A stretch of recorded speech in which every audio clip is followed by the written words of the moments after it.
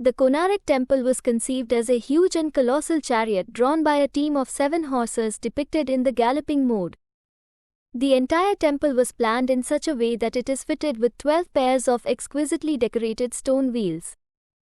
The horses were conceived in such a way that the sun god, Surya, himself drives this chariot, his place being inside the garbhagriha. The Konarak Temple also marks the culmination of the temple building architecture in Orissa. The humble beginning made in temple building activities in the 7th century AD, Parasuramesvara Temple being a classic example, passed through a process of efflorescence, e.g. Lingaraj Temple in the 11th century AD and the Jagannath Temple in the 12th century AD, and finally culminated in the Konarak Temple in the 13th century AD. Apart from the depiction of the stone wheels and the caparisoned horses drawing the colossal chariot of sun god, the Konarak Temple is a typical example of the Orissa temple architecture.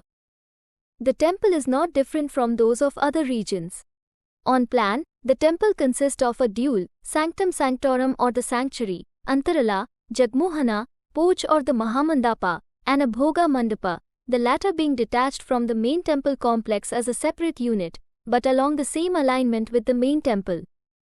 The only variation from the other temples of Orissa and that can be viewed here that the temple proper stands on a huge platform, the side walls of the platform utilized for the depiction of the richly embellished stone chariots. The dual is a typical Rekha Dula of the Orissan order marked by the curvilinear Sikhara, which could have originally marked with the typical Karma Amalakas. The Jagmohana, frontal porch, Mahamandapa, is the typical Pidha dual with receding Pidhas resembling a pyramidal roof. Both the Rekha and Pidha duals were crowned by a Malaka and a stupi. The Rekha and Pidha duals are square on plan inside, while the outside is a typical example of a Pancharatha structure known as Rathas or Pagas in Orissan architecture.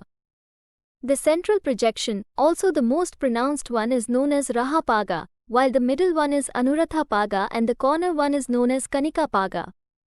Apart from these major projections, numerous other minor projections and recesses could also be discernible.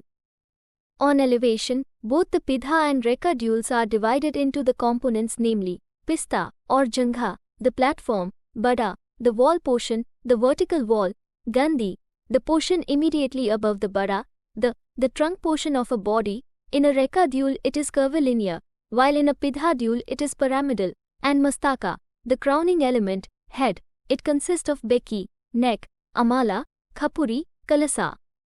It is also easily discernible that there is no marked difference between the Pidha and Rekha duals up to the top of the Bada portion.